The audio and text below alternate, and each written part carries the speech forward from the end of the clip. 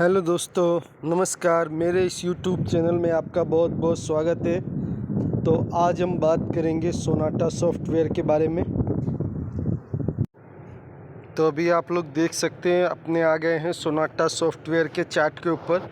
तो आप यहां पे देख सकते हैं जो इसमें एक दिन की गिरावट रही है परसेंटेज में, वो 0.54% की गिरावट रही है। और 5 दिन में हम देखेंगे तो 1.69% की गिरावट रही है। और एक महीने में देखेंगे तो आप 2.21% की तेज़ी रही है। और 6 महीने में हम देखेंगे तो 9.9% की गिरावट रही है। और एक साल में हम देखते हैं तो टोटल 17% की गिरावट है।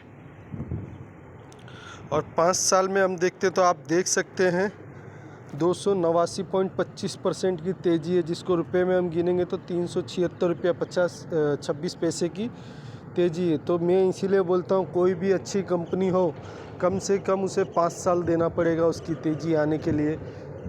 1-2 महीने में तो क्या है, कंपनी ऊपर नीचे होती है। कभी बायर्स ज़्यादा हो जाते हैं तो तेज़ हो जाती है, कभी सेलर तेज़ हो जाते हैं तो डाउन हो जाता है। लेकिन 5 साल में जो अच्छी कंपनी होती है, लोग पहचान ही जाते हैं कि ये अच्छी कंपनी, तो उसमें 5 साल में बायर्स बढ़ते ही हैं। तो इसलिए कम से कम 5 साल तो हमें किसी भी कंपनी में वेट करना चाहिए। और मैक्सिमम चार्ट हम देखें तो आप देख सकते हो 1641% का इसने रिटर्न दिया है अब तक, जो कि 481 रुपया है। और कंपनी ने कई बार बोनस वगैरह भी दिया है। तो अभी लास्ट बोनस तो हमको भी मिला था, जो तीन ईच वन का था, जो 3 शेयर पे 1 शेयर का बोनस दे रहे थे। तो वो तो हमको भी मिला था। हमने भी काफ़ी कंपनी को होल्ड किया है और हमारे अच्छे खासे रिटर्न इसमें बन रहे हैं। तो अभी हम देख लेते हैं कंपनी में गिरावट कितनी है। तो आप यहाँ से देख सकते हैं,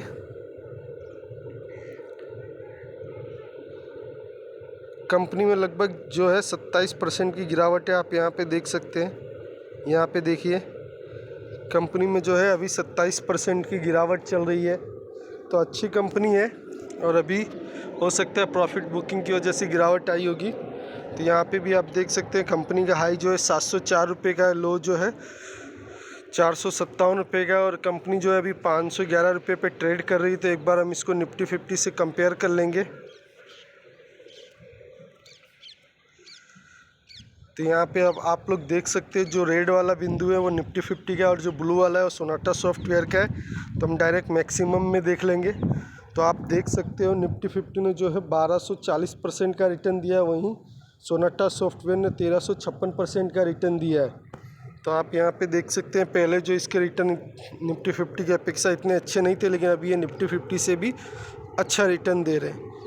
तो हमको तो जो निफ्टी 50 से अच्छा रिटर्न देता है वो कंपनी ज़्यादा पसंद आती है, क्योंकि निफ्टी 50 तो आपको पता है फ्यूचर में ऊपर ही जाएगा, कभी भी वो नीचे नहीं रहेगा।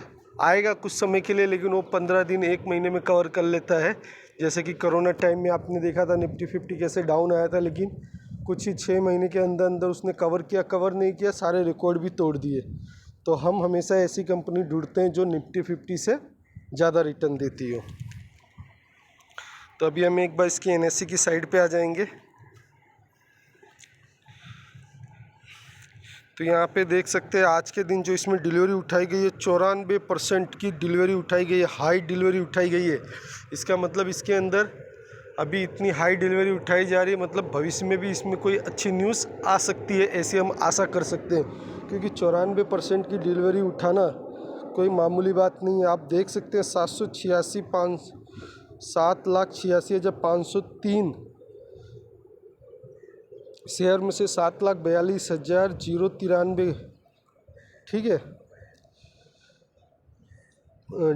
डिलीवरी उठाई गई है। तो आप देख सकते 94.35% की डिलीवरी यहाँ पे उठाई गई। तो बहुत हाई डिलीवरी उठाई गई है। और कंपनी इन्फॉर्मेशन में हम आ जाते हैं तो आप देख सकते हैं कि कंपनी साल में कितनी बार डिविडेंड वगैरह देती है, एक बार देख लेते हैं।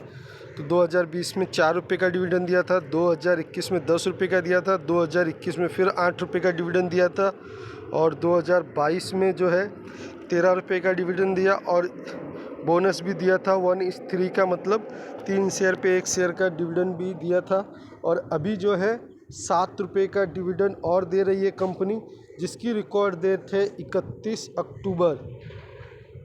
अक्टूबर को इसकी रिकॉर्ड डेट है। तो आप देख सकते हैं कि अगर 31 अक्टूबर से पहले पहले आप इसको ख़रीदेंगे तो आपको डिविडेंड भी मिल सकता है, ₹7 का डिविडेंड मिलेगा। तो आप देख सकते हैं कंपनी साल में 2 बार कॉर्पोरेट एक्शन करती है, मतलब साल में 2 बार डिविडेंड देती है और छोटा मोटा डिविडेंड नहीं देती है। 10 और 8 ₹18 का डिविडेंड इन्होंने 2021 में दिया था और 13 और 7 अभी ₹7 का डिविडेंड आएगा और ₹13 का ऑलरेडी पहले दे लिया था। तो 2022 में ₹20 का डिविडेंड मिलेगा। लोग 10-10, 20-20 रुपये में तो प्रॉफिट बुकिंग कर लेते हैं और ये कंपनियां जो है 10-10, 20-20 रुपया तो डिविडेंड ही दे देती है। तो ऐसी कंपनी को जब आप एक अच्छी खासी क्वांटिटी में एक अच्छे समय तक होल्ड करते हैं तो भविष्य में अच्छा पैसा बनता है। तो कंपनी साल में 2 बार डिविडेंड देती है। अभी देख लेते हैं हम। तो कंपनी के पास जो है 28.17% की प्रमोटर होल्डिंग है, इसमें से कोई भी इन्होंने गिरवी नहीं रखा है। तो आप देख सकते हैं ये एकदम प्लस पॉइंट है कि कंपनी के पास जितने भी परसेंटेज हैं 28.17% की प्रमोटर होल्डिंग है, जिसमें से इन्होंने कुछ भी गिरवी नहीं रखा है। ठीक है, तो ये बहुत अच्छी बात है, ये भी प्लस पॉइंट है।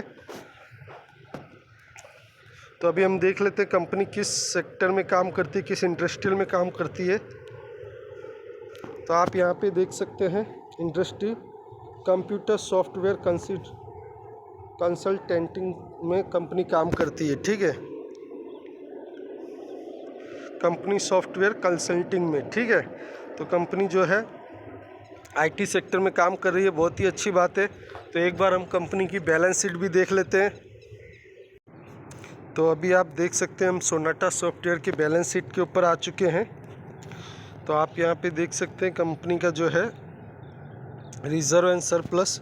तो कंपनी के पास पहले 481 करोड़ रुपए रिज़र्व में थे, फिर बढ़ गया 522 करोड़ हुआ, फिर यहाँ पे घट गया जो कि 360 करोड़ हो गया था, उसके बाद 516 करोड़ हो गया और अभी 558 करोड़ है। तो आप यहाँ पे देख सकते हैं कि कंपनी के रिज़र्व जो है कंटिन्यू बढ़ते ही जा रहे हैं। यहाँ पे थोड़ा डाउन हुआ था लेकिन फिर बढ़े थे। तो आप देख सकते हैं 481 करोड़ से 558 करोड़ हो गए, तो इनके रिज़र्व बढ़ रहे हैं। तो ये भी एक प्लस पॉइंट है।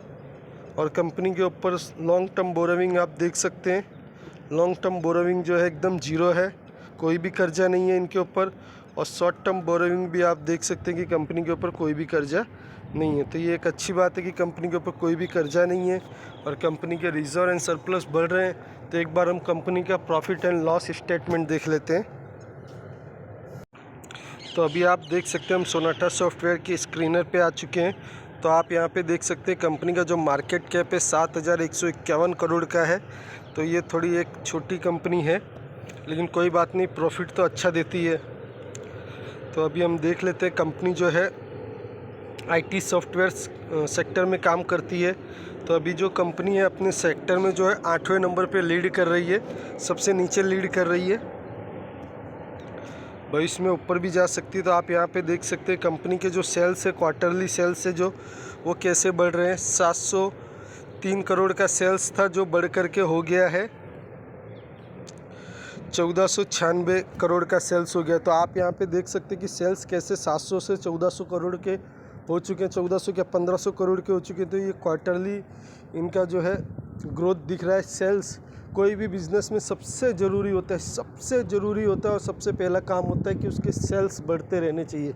जब उनके सेल्स बढ़ेंगे तभी तो मतलब बिज़नेस ग्रो करेगा। जब सेल्स बढ़ेंगे, उनके प्रोडक्ट अधिक बिकेंगे, कोई भी कंपनी हो, तभी तो बिज़नेस उसके ऊपर निर्भर करता है। तो सबसे पहले सेल्स होना चाहिए। एक्सपेंसेस उसमें से माइनस कर देंगे 1341 करोड़ का, जो मतलब 496 करोड़ कमाने के लिए 1341 करोड़ का इन्होंने खर्चा किया। तो उसके बाद जो प्रॉफिट आता है वो 155 करोड़ आता है। तो आप देख सकते हैं कि यहाँ पे कंपनी 90 करोड़ कमा रही थी, क्वार्टरली रिजल्ट है।